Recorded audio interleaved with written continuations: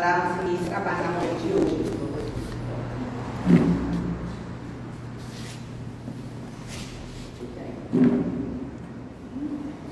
Convidando aqueles que estão aqui no recinto, dentro do CELAV, como também aqueles que estão em seus lares e vão, a partir de agora, nos acompanhar através do Instagram do Centro Espírita, que possamos nos colocar nesse momento, fazer um pouco de silêncio interior. Não é fácil, mas vamos tentar acalmar.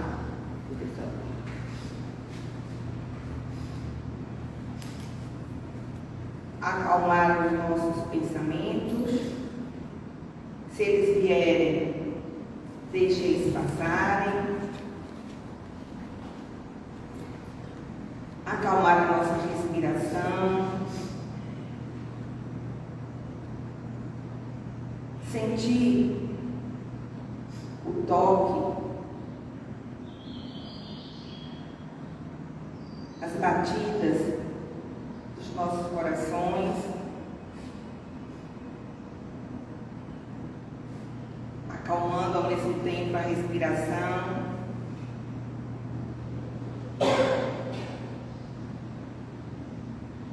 Tomando consciência de nós mesmos, do espaço onde estamos,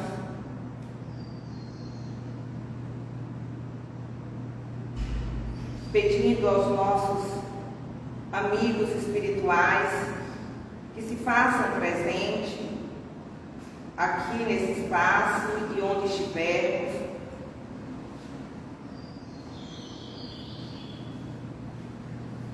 que o nosso amado e Mestre Jesus, modelo e guia, ontem, hoje e sempre, possa estar nos guiando, nos intuindo, principalmente a nossa irmã Yara, que vai estar nessa manhã de hoje, trazendo para nós reflexões sobre a vida,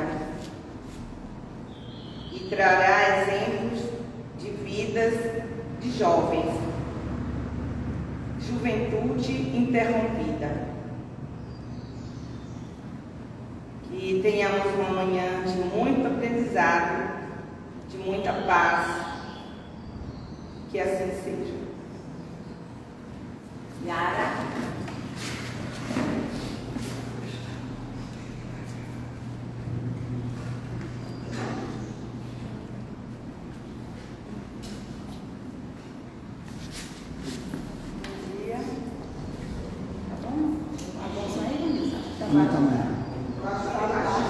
Não, mas tá mais.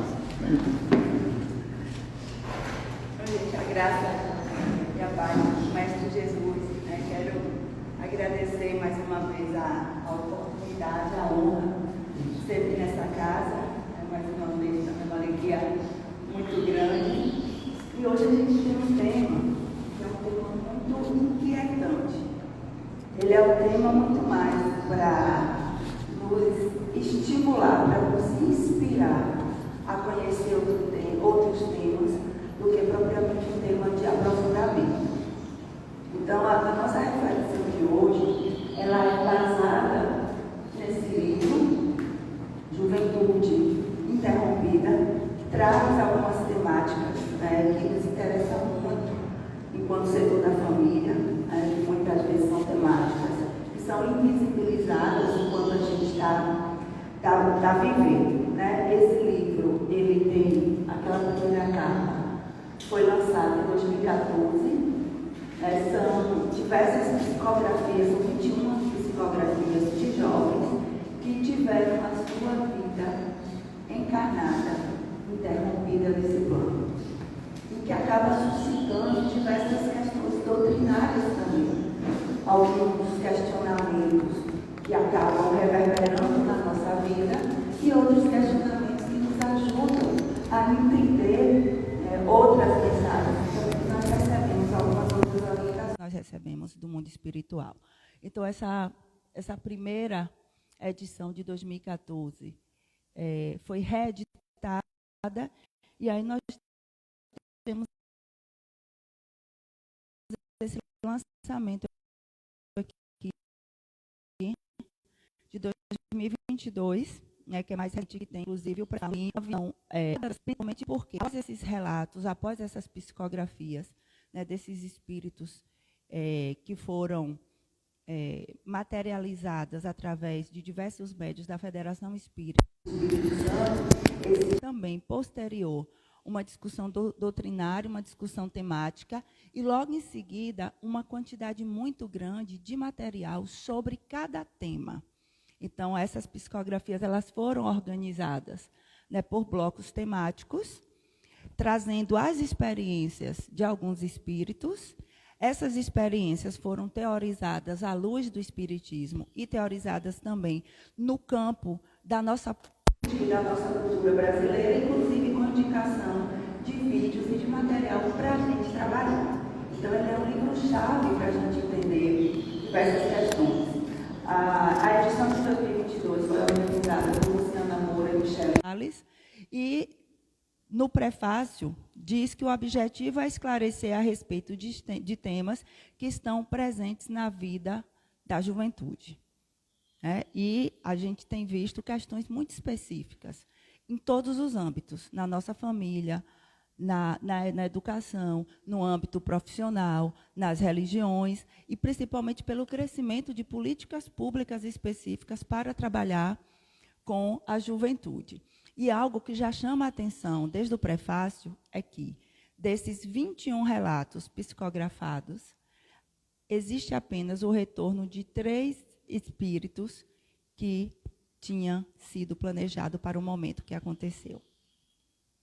Ou seja, existe uma mensagem de que a maioria desses espíritos retornaram para a pátria espiritual antes do tempo. Por isso esse nome, Juventude Interrompida. E eu quero começar fazendo uma leitura do iniciozinho da mensagem final. Esse é o livro físico, está disponível aqui na biblioteca do CELAV. Dois livros apenas, né? O meu é digital. E aí a Luciana Moura, ela começa a mensagem final dizendo assim: antes de começar a ler as páginas finais do nosso livro, queremos convidar você a preparar-se para uma conversa especial. E eu vou fazer esse convite agora. Especial porque é com você mesmo. Você vai parar por alguns instantes para ouvir e falar consigo mesmo. Nós só vamos participar dela um pouquinho, porque vamos convidar você a refletir sobre algumas questões importantes para a sua existência. Para isso, sugerimos que você esteja em um lugar agradável. Se for possível, convidamos você também a ouvir uma música, para entrar no clima do que queremos ainda dizer. A música se chama Autoconhecimento e foi composta pelo músico Denis Soares, de Minas Gerais.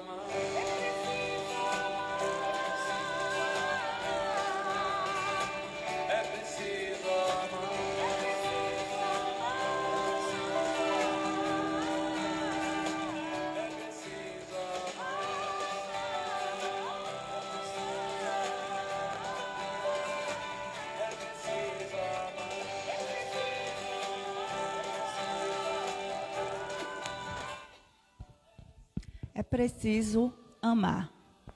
Esta é a essência dessas 21 psicografias. Então, o objetivo final, essencial, que esse livro nos apresenta é a importância da gente aprender a amar. Essas 21 psicografias, elas foram elencadas por temas.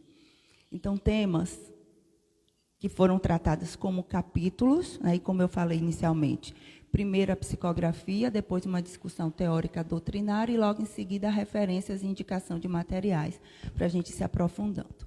Então, quais são os principais temas envolvidos nesta interrupção dessa juventude? Aborto, AIDS, infecções sexualmente transmissíveis, álcool, distúrbios alimentares e conflitos com a autoimagem, doenças kármicas, fatalidades, mortes violentas, overdoses, suicídio e violência familiar. No iniciozinho do livro, a mensagem é: quando chegaram, descobriram que suas vidas estavam apenas começando.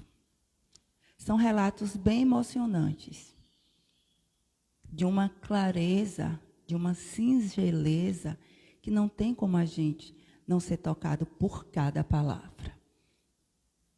Quando a gente pensa que foram vidas que foram interrompidas, projetos que não foram concretizados, sonhos que tinham projetos de serem realizados, que tinham condições, mas que não aconteceram. E aí a pergunta é: como a gente pode, enquanto a gente estiver aqui nesse plano, nas nossas famílias, nos nossos espaços comunitários, trabalhar com essas temáticas, para que outros jovens não tenham a sua vida terrena também interrompida. Allan Kardec, no Livro dos Espíritos, na questão 880, traz, né? Qual é o primeiro de todos os direitos naturais do homem? Kardec questiona a espiritualidade. E é incrível como a espiritualidade é direta nas respostas. O de viver. Então, quando a gente encarna, quando a gente chega nesse plano espiritual, o nosso direito primordial, acima de qualquer outro, é o direito à vida, é o direito de viver. Por isso é que ninguém tem o de atentar contra a vida do seu semelhante, nem de fazer o que possa comprometer-lhe a existência corporal. Então, daqui a gente pode extrair a seguinte instrução, de que a maneira que a gente precisa viver, a nossa forma de vida, as nossas escolhas, o nosso dia a dia, é um dever moral de não atentar contra a vida do outro e contra a própria vida. A partir do momento que as nossas escolhas comprometem a nossa existência corpórea, a nossa encarnação, a gente também pode estar caminhando para essa interrupção, mesmo que a gente não esteja ainda mais na juventude. Então, é possível, sim, abreviar o nosso tempo, com falta de zelo, com falta de cuidado, atentando muitas vezes contra a própria vida sem que a gente perceba. E quando a gente volta para esses temas, todos esses temas hoje são temas gritantes nos mais diversos espaços das políticas públicas e sociais.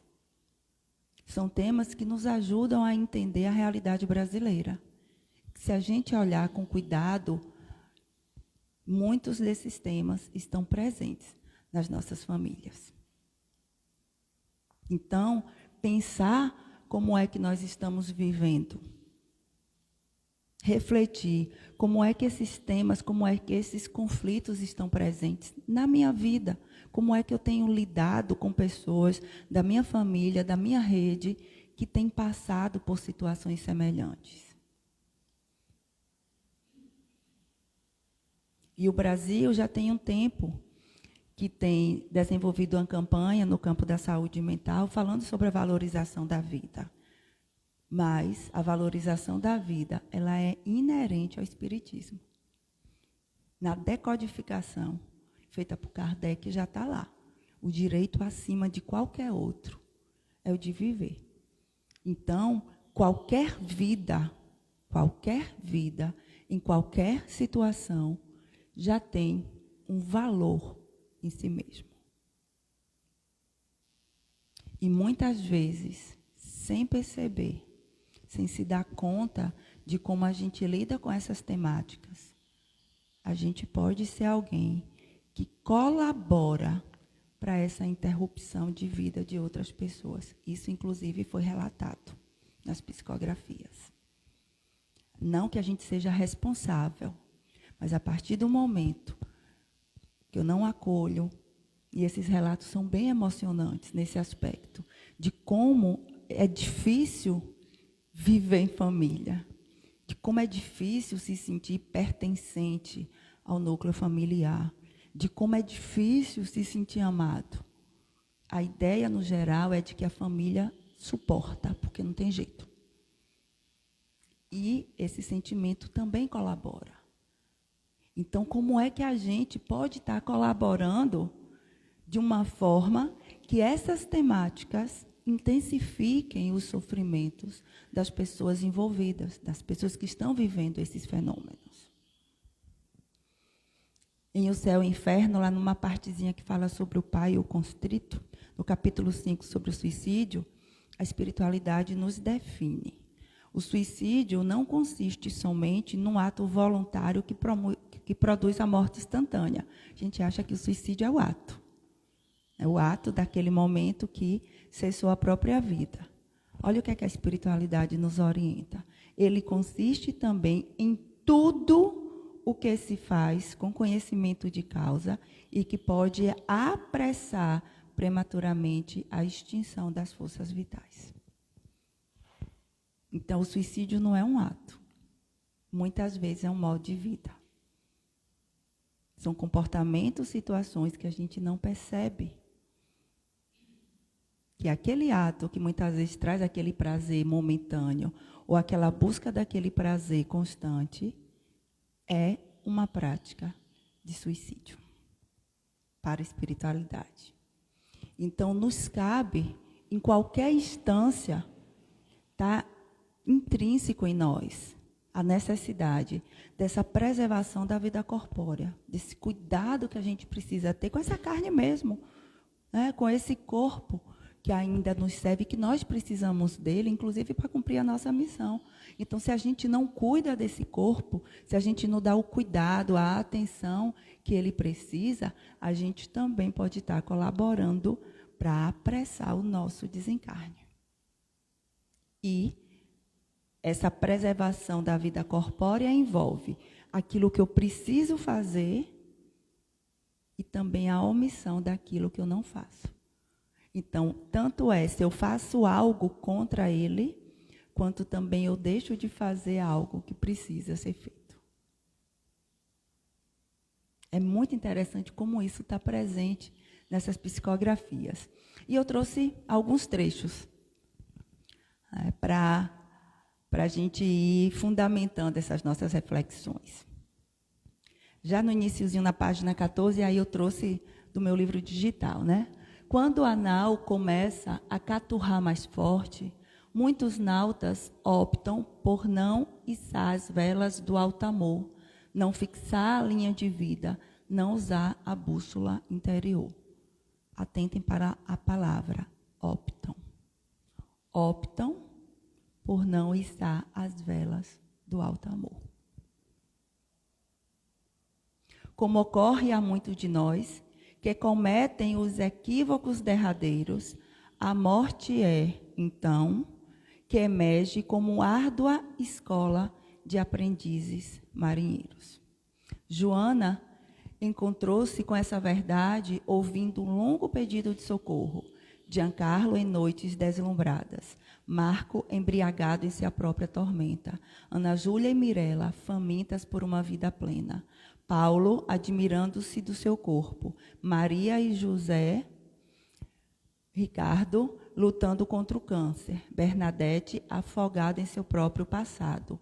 Lucas saltando da vida. João roubando. Iago brigando. Cássio aumentando as doses, Caio, Aninha, Antônio e Jurandir atirando-se vida fora, os falsos mosqueteiros presos nos mosteiros e masmorras da dor, Giovanna, enfim, envenenando-se na própria solidão. Estes são os pseudônimos dos espíritos que trouxeram as mensagens para esses livros. As lições para esse livro, as lições são muitas. Nas corredeiras do amor encarnado, a torrente sexual, por exemplo, é rugido ou murmúrio, a depender de qual rochosos são os corpos em que se debate. Em verdade, não somente aos jovens, mas a qualquer ser vivente, é difícil lidar com essa força que pulsa em todos nós, ou mesmo discernir o amor em chamas, o amor que seduz, do amor que ama, do amor que é luz. Para quem vamos abrir a porta do ser? Eis uma questão central no processo de abertura à vida sexual. No maremoto dos sentidos, nos sentimos muitas vezes perdidos, relegando ao outro a construção do nosso próprio porto seguro. Não querendo perder a pessoa que suportamos amar, perdemos, por exemplo, algo mais valioso. Perdemos a chance de criar laços profundos que fazem a vida renascer, ou abortamos a oportunidade de nascer o melhor em nós. Amar nunca é demais. Logo, antes de qualquer outro, o mais importante parto é o de nós mesmos.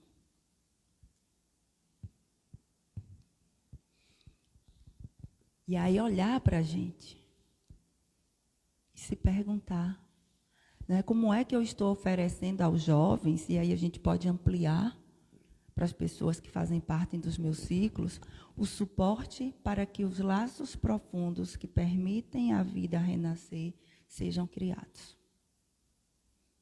No momento que as pessoas próximas a mim estão vivenciando estas questões, como é que eu lido? Eu tenho sido colo, ombro que ampara? Eu tenho me servido enquanto porto seguro? Ou eu tenho agido com preconceito, me afastado, apontando os erros e muitas vezes até julgando e condenando? Não são temas fáceis. Né? Aborto, AIDS, infecções sexualmente transmissíveis, álcool, distúrbios alimentares e conflitos de autoimagem, doenças kármicas, fatalidades, mortes violentas, overdoses, suicídio e violência familiar. Estas psicografias nos convidam a olhar para essas temáticas no nosso dia a dia. Nestas situações, nós estamos vivendo o amor crístico. Nestas situações, diante dessas temáticas, a gente tem sido instrumento de luz e de evangelho, da mensagem essencial do Cristo, o Messias.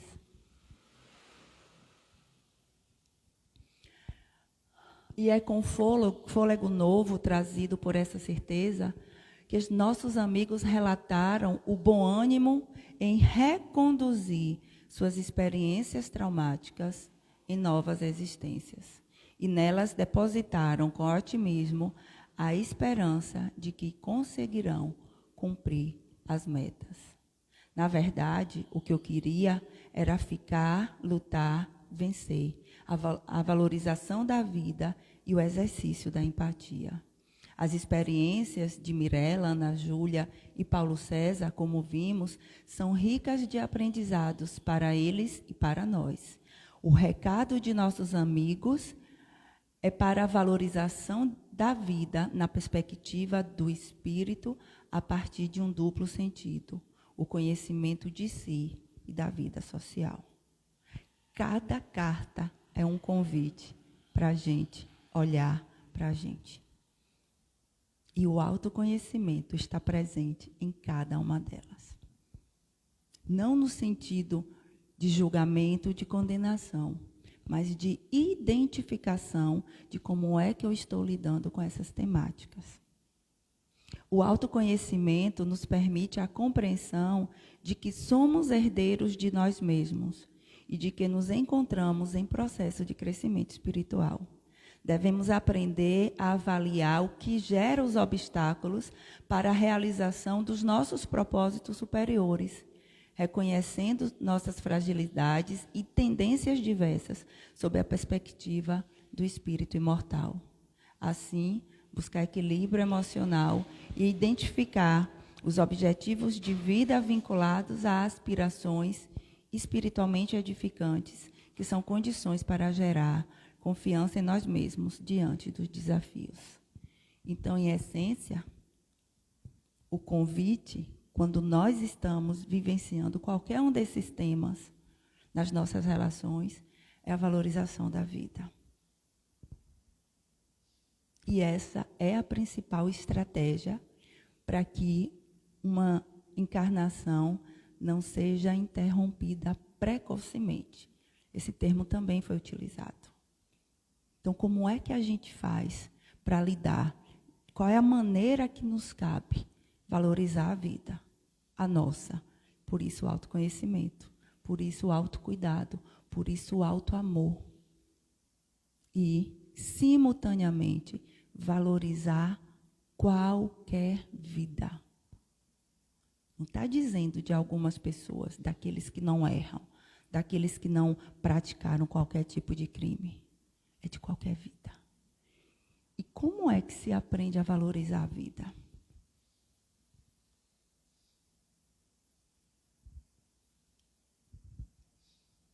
Já que os espíritos tiveram essa autorização de trazer essa mensagem para nós, eles nos orientam que a maneira correta de lidar com essas temáticas no nosso dia a dia é a valorização da vida.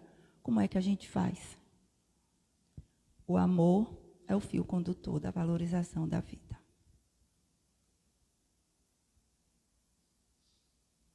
É o amor.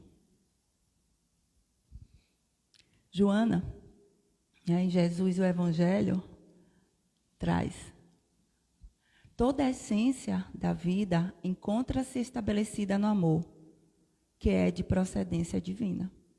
Amar é abrir o coração sem reserva, encontrar-se desarmado de sentimentos de oposição, sempre favorável ao bem e ao progresso, mesmo quando discordando das colocações que são apresentadas. É também um mecanismo de compaixão e de misericórdia para consigo e principalmente para com o próximo, sua meta e sua necessidade, que passa a constituir-se fundamental no relacionamento e na conquista da autoconfiança.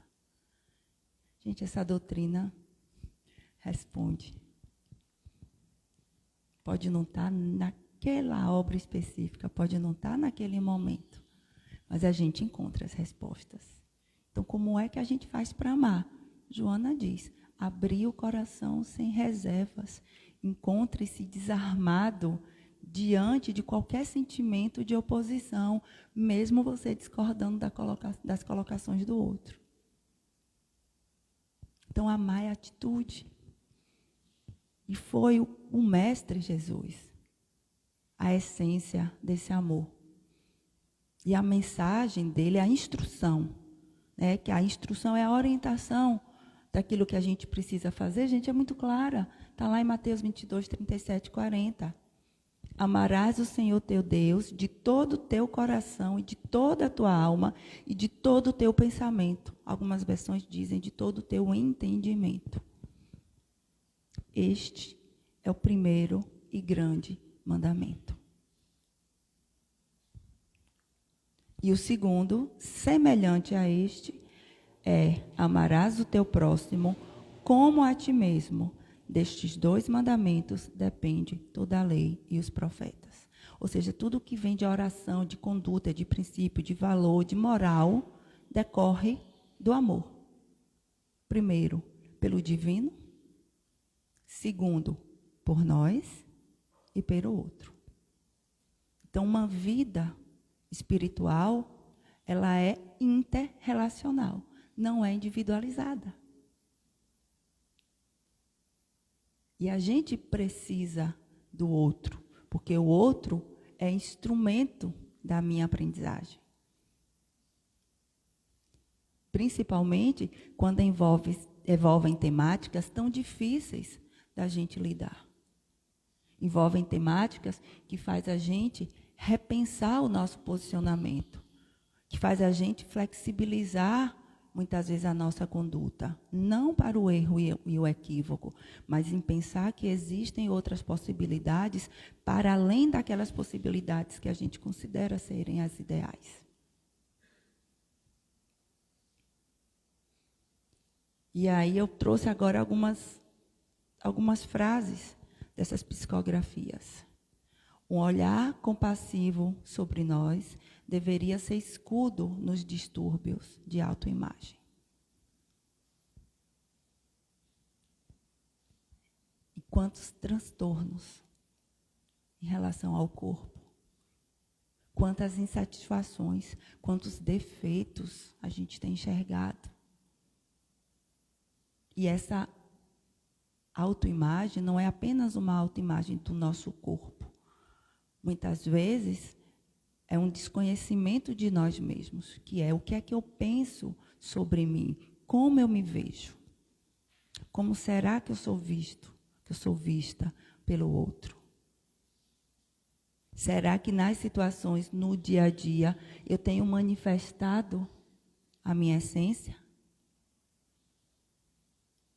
E tudo nos falta quando estamos em falta conosco.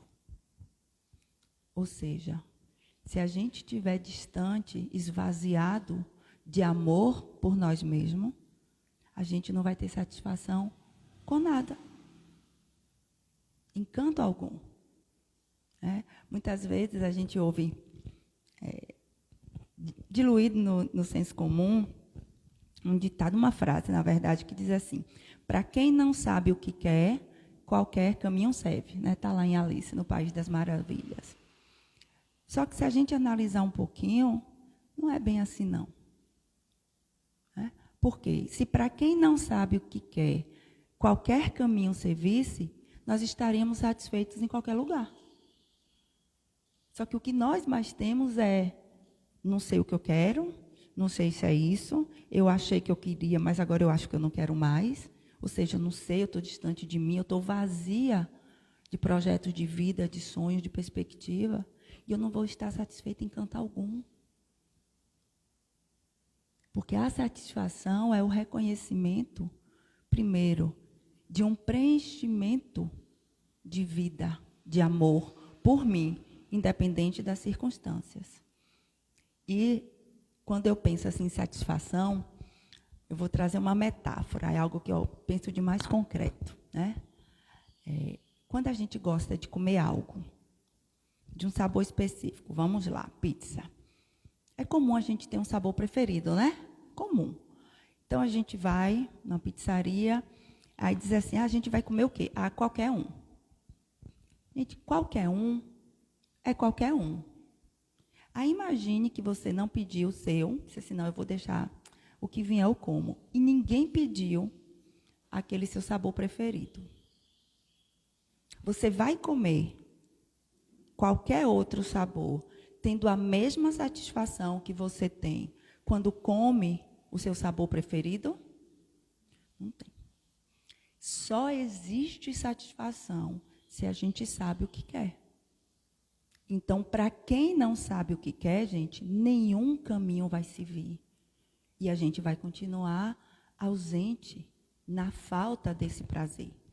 Porque quando a gente quer, a gente é a primeira pessoa a pedir o sabor. Não, eu quero tal sabor hoje. A gente nem dá espaço para o outro pedir. E a gente sai de lá satisfeita com isso.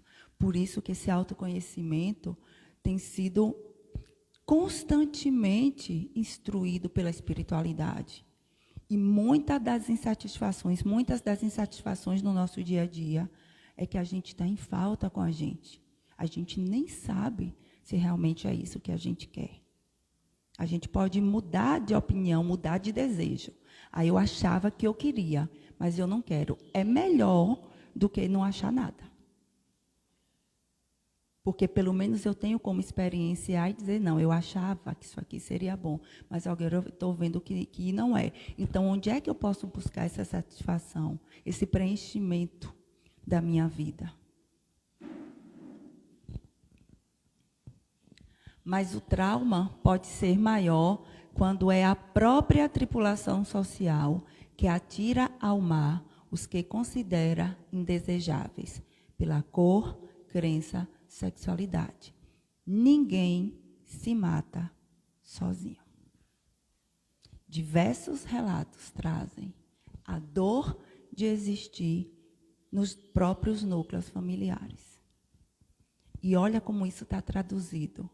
É a própria tripulação social que atira ao mar os considerados indesejáveis.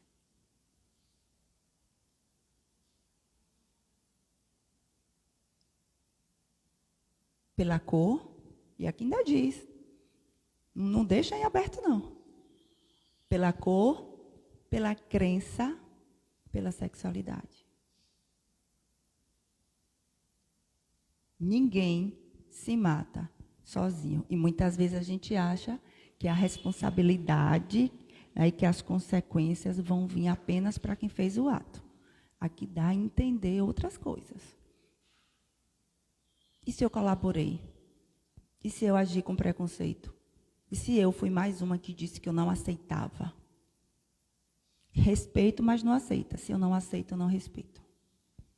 Respeito é aceitar, é abrir o peito. Ninguém se mata sozinho. Morte e juventude levam-nos a refletir quando a nossa força é força bruta e quando força para calar outras formas de bem, belo e bom. Quando esperamos o pôr do sol para impor um só tipo de amor, de cor, de som. Quando a gente é preconceito e incompreensão, quando desagrega em agressão, quando não preza, o predador sempre vira presa e fica preso na própria prisão. Ou seja, quando a gente age com preconceito, a gente também agrega em nós prisões, prisões espirituais. Uma das insensatezes da humanidade consiste em vermos o mal de outrem antes de vermos o mal que está em nós. E é aquilo que a gente vê. A psicologia diz que a gente só vê no outro o que é nosso. É um mecanismo de defesa chamado de projeção. Então, aquele mal que eu vejo no outro, aquele mal está em mim. De alguma forma. Então, em essência, a gente não vê, a gente se reconhece. E aí, como a gente não está trabalhado emocionalmente, espiritualmente, para lidar com aquele mal, com as nossas sombras, a gente projeta nossa raiva, o nosso ódio, a nossa insatisfação, a condenação no outro, que tem o direito de viver. E a gente não sabe o projeto de vida. E se ele veio justamente com aquelas características para ser instrumento da minha evolução? E eu estou brigando, querendo mudar. Muitas vezes a gente acha que a solução dos nossos problemas está em esperar que alguém mude. Ah, mas é porque meu pai é assim, é porque meu irmão é assim, é porque minha mãe é assim, é porque meu filho é assim. Então, quando eles mudarem, eu vou ser feliz. Lei do engano. E se eles vieram assim, se eu estou nessa família, se eu faço parte dessa relação, justamente para que nestas diferenças eu me trabalhe. O auto-perdão ajuda o amadurecimento moral, porque propicia a clara visão da responsabilidade, levando o indivíduo a cuidadosas reflexões antes de tomar atitudes agressivas ou negligentes, precipitadas ou contraditórias no futuro. Quando alguém se perdoa, aprende também a desculpar, oferecendo a mesma oportunidade ao seu próximo. Mais uma vez, autoconhecimento. Mais uma vez, autoamor. Mais uma vez, como eu lido comigo é padrão de como eu lido com o outro. Então, se eu não me amo, eu não amo ninguém. Amarás o teu próximo como a ti mesmo. Então, se eu não tenho amor em mim, por mim, eu não tenho o que oferecer. Se eu não me perdoo, se eu não me vejo como alguém que está aprendendo, se eu não vejo cada dia como uma oportunidade de crescer, de evoluir, de cumprir o meu projeto de vida, eu não vou olhar para o outro quando ele comete uma falha moral, social, também como um tripulante dessa mesma jornada. A gente só olha com misericórdia e compaixão para o outro se a gente aprender a olhar para a gente dessa maneira. Gente, é repetição o tempo inteiro. Diversos materiais há décadas mostrando isso para a gente. A nossa vida é responsabilidade nossa. O manejo das relações com os outros é responsabilidade nossa. E a gente espera uma mudança externa. E a gente acha que o problema é o outro. Quando eu me amo, eu entro em contato com a essência divina em mim. Encontro o valor da minha vida. Olha o valor da vida como um princípio e direito fundamental. Então, quando eu encontro em mim, reconhecendo as minhas falhas, que a gente falha. Todos nós que estamos aqui encarnados nesse planeta de prova e expiação, é porque estamos passando por provas e expiação. Ninguém está livre disso. Porque mesmo aqueles espíritos que estão aqui em missão, a missão também é uma prova. Para que justamente não falhem. A missão também é uma prova. Então, não tem ninguém nesse plano espiritual, nesse plano material, que não tem essa demanda espiritual. E a nossa missão, vivenciando as provas e as expiações, as situações, os desafios, os conflitos, é encontrar em nós o valor da vida, que é a essência divina. E quando a gente encontra, quando a gente reconhece o valor da própria vida, a gente enxerga no outro, em qualquer outro.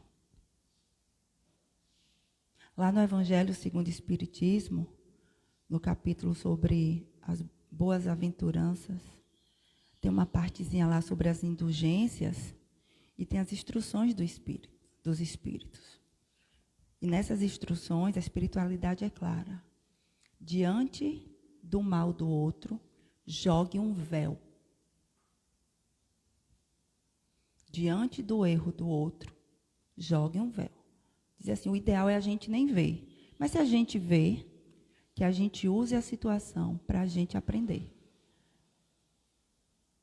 E, quando fala em sentir a indulgência é apresentada como sentimento.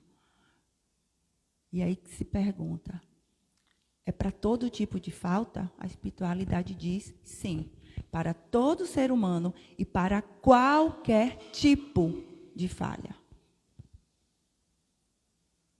Então, neste processo de valorização da vida, da minha vida, de reconhecer em mim essa essência divina, em processo de aprendizagem, que a evolução é uma aprendizagem constante, a gente precisa reconhecer isso também no outro, seja o outro qual for.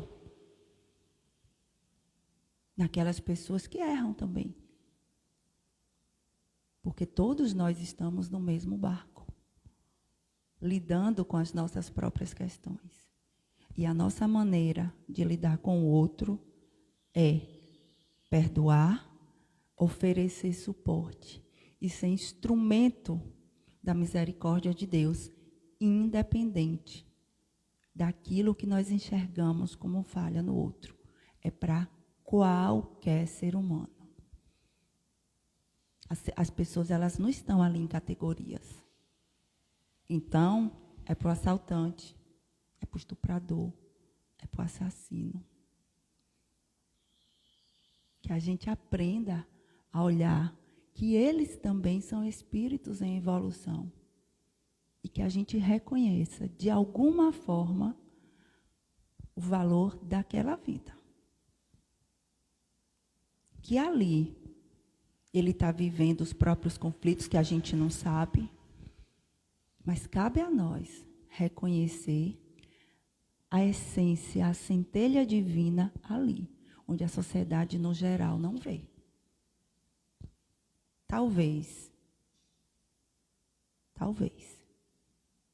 seja este o grande diferencial do Espiritismo. Que não julga, que não condena, mas que leva a mensagem trazida pelo Cristo de que todos os dias a gente tem uma oportunidade de fazer diferente. E se não for nessa experiência encarnatória, a misericórdia de Deus vai nos permitir outra. Olha que mensagem linda de esperança a gente pode levar para qualquer pessoa. Se o adolescente se sente acolhido da forma como ele é, a massificação de um padrão de beleza não produzirá tanto impacto. Então, a gente se preocupa com as redes sociais, com a internet, com o Instagram, né? Com as mensagens que estão sendo disseminadas. Mas, se o adolescente se sentir acolhido, essas informações não vão ter tanto impacto. Então, como é que a gente faz para lidar com essas mensagens o tempo inteiro que geram insatisfações, que geram incomparações, que geram comparações? É fazendo com que as nossas crianças, os nossos adolescentes e os nossos jovens se sintam acolhidos na própria família. No entanto, por estar ainda bastante sujeito ao julgamento e ao olhar do outro, a pressão para adequar-se a um modelo de beleza pode ter como consequência a grande insatisfação com o seu corpo, com a imagem que faz sobre si mesmo, e isso pode resultar nos casos que conhecemos aqui. Então, como é que a gente lida com tantas influências ruins, desenvolvendo nas nossas crianças, nos nossos adolescentes, nos nossos jovens, acolhimento? Direto, né? Não tem como interpretar outra coisa. Esse é o caminho. Esta é a maneira para a gente lidar com essas influências que a gente se preocupa. Mas a espiritualidade nos traz a orientação, a instrução de como é que faz. Ou seja, se o adolescente, se a criança, se o jovem se sente acolhido, pertencente a esse grupo, as outras influências não terão tanto impacto. E, por fim, jovem amigo, após este breve relato, gostaria de compartilhar com vocês algo simples. Percebo, por aqui, deste lado da vida, que o que de fato trazemos é o que conta de fato. É o bem que fazemos por aí. Eu vou repetir. Aqui, deste lado da vida, o que de fato trazemos é o que conta de fato. É o bem que fazemos aí. É isto que vocês efetivamente trarão para cá. Portanto, meus queridos, amem mais.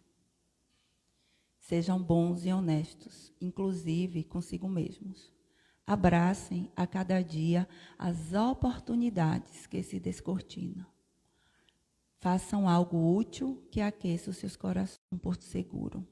Para dizer assim, eu ainda não concordo, eu ainda não sei lidar, eu ainda tenho algumas questões, mas eu vou te dar colo, eu vou te dar amparo. Eu ainda tenho um monte de coisa que eu não entendo, mas nesta situação, eu quero aproveitar essa oportunidade para me melhorar. E nós temos uma espiritualidade que não desiste de nós, que o tempo inteiro tem nos mostrado. Yara é por aqui, Yara faz assim, a gente bate cabeça, volta de novo, Yara é por aqui. que bom que a gente tem essa oportunidade. E que bom que a gente pode reconhecer que o outro também tem essa oportunidade. Porque nós estamos caminhando na mesma direção, que é o amor. E a nossa maior missão é aprender a amar. A Deus, a nós e ao outro. Gratidão, que seja uma semana de paz e de bênçãos em nossas vidas.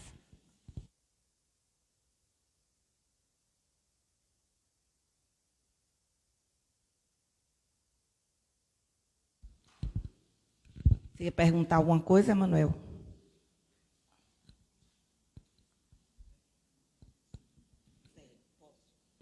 Daqui a pouco, pode esperar um pouquinho? O Júnior está pedindo para cantar uma canção, então a gente vai dar o espaço para ele cantar, tá bom? Faz parte do nosso grupo de jovem. Deixa eu só, antes de passar para Júnior fazer a canção dele, que pode já servir de prece final, viu, Júnior? Nossa prece cantada.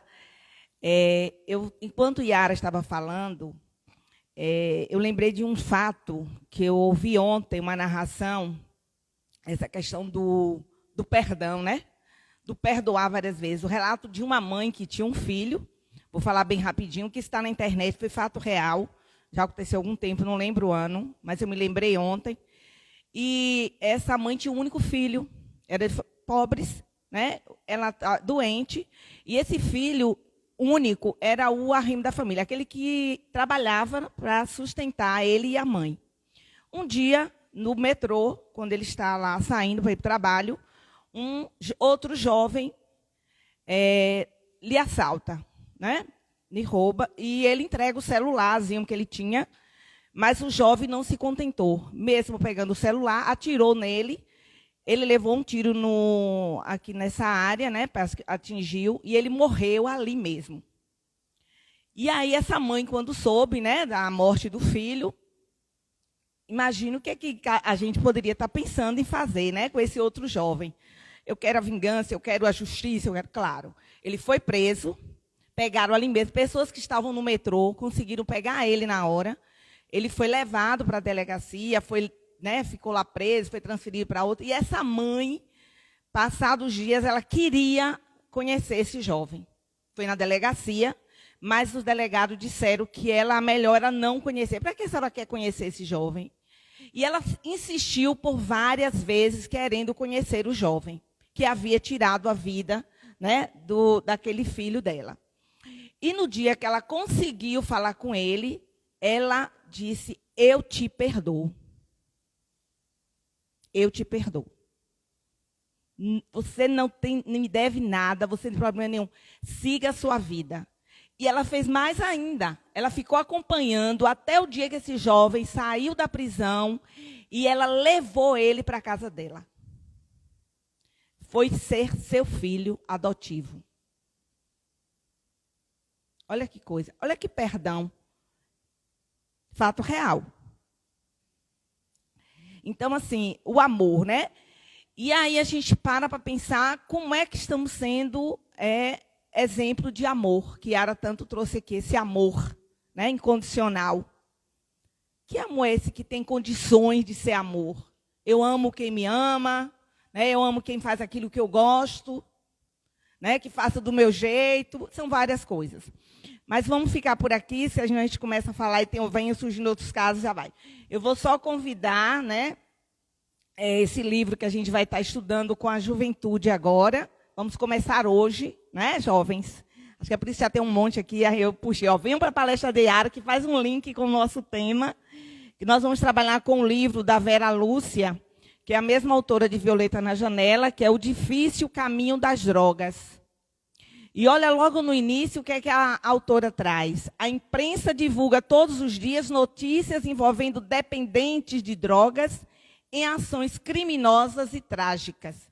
E o livro vai trazer também, assim como Juventude Interrompida, relatos de jovens que se envolveram com drogas e que essa droga não só interrompeu as suas vidas materiais, como também os prejudicou espiritualmente.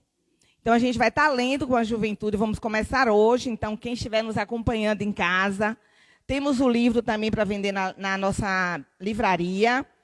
E quem quiser, os jovens que estiverem nos acompanhando, e eu vou só para as mães. Yara falou assim, cadê os evangelizadores, né? E a evangelização começa em casa. E aqui um dos jovens, do primeiro capítulo que a gente vai estudar hoje, vou pegar só esse trechinho, rapidinho. Muitos pais não ensinam a ser religiosos. Olha, não está dizendo a ter uma religião. Não é uma religião, a ter uma religião. Então, muitos pais não ensinam os filhos a ser religiosos. Alguns acham que eles poderão escolher o que seguir quando adultos. Não acho isso certo. Isso é a jovem que está falando. Na mocidade, é necessária uma orientação que conduza ao amor de Deus, a escolha do caminho certo para evitar diversos perigos, entre eles o suicídio. Se quando pequenos forem criados sem esses ensinamentos, dificilmente serão adultos religiosos. Crianças e jovens, a jovem continua, crianças e jovens necessitam de um alimento espiritual, de quem lhes dite regras morais do bem viver.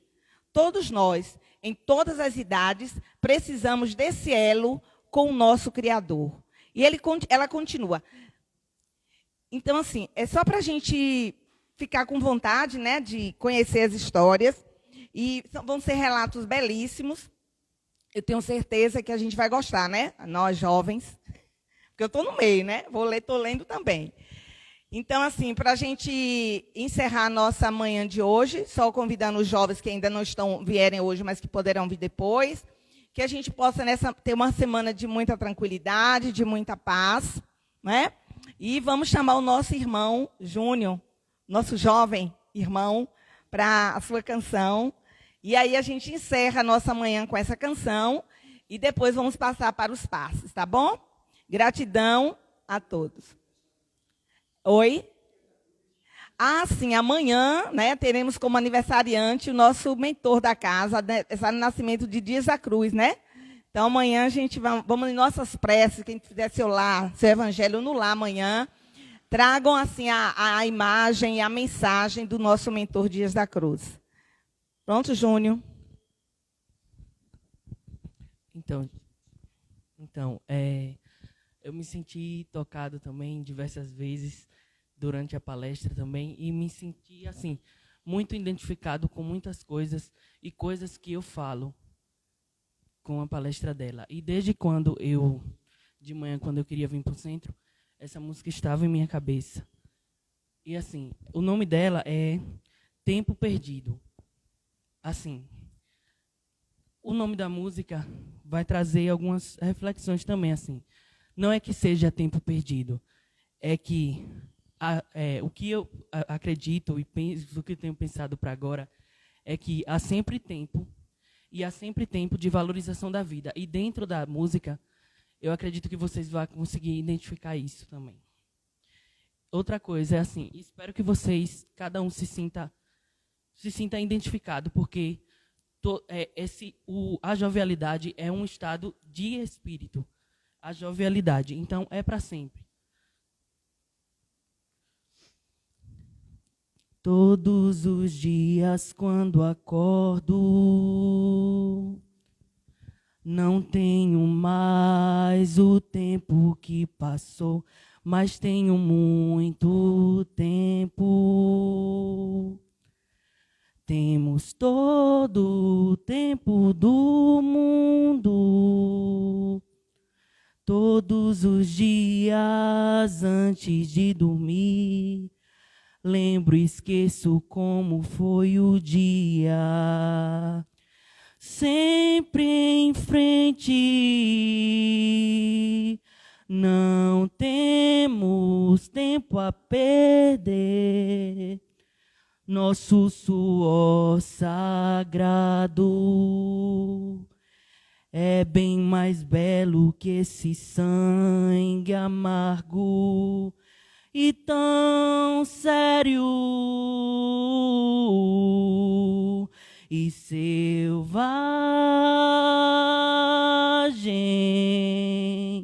selvagem,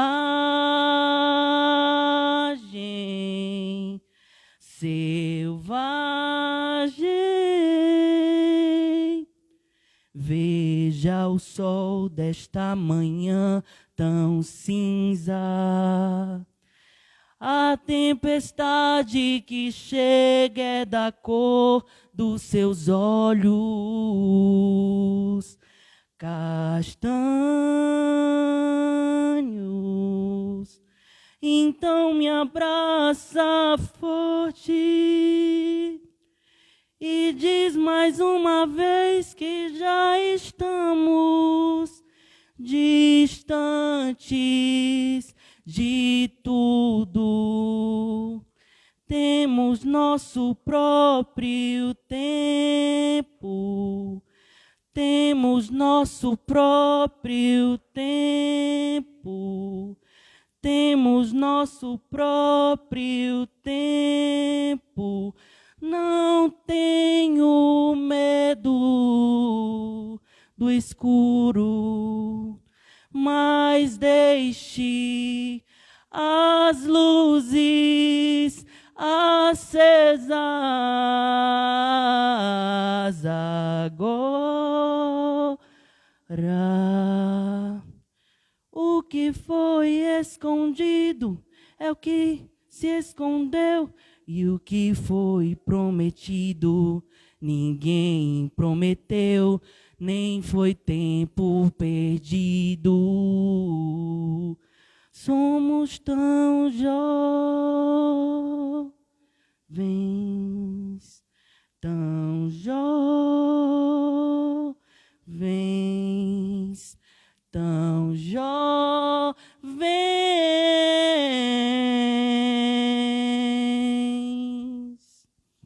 Então é isso. Somos tão jovens e sempre temos tempo para tudo e para nos melhorarmos. Isso aí, Júnior. E os jovens, todos nós mesmos, né? Em espírito, ainda somos crianças espirituais. Então, que tenhamos uma semana de muita paz, de muito aprendizado e de muito amor para conosco e para com o outro. Que assim seja. Vamos aos nossos... E gratidão, Yara, mais uma vez, tá bom?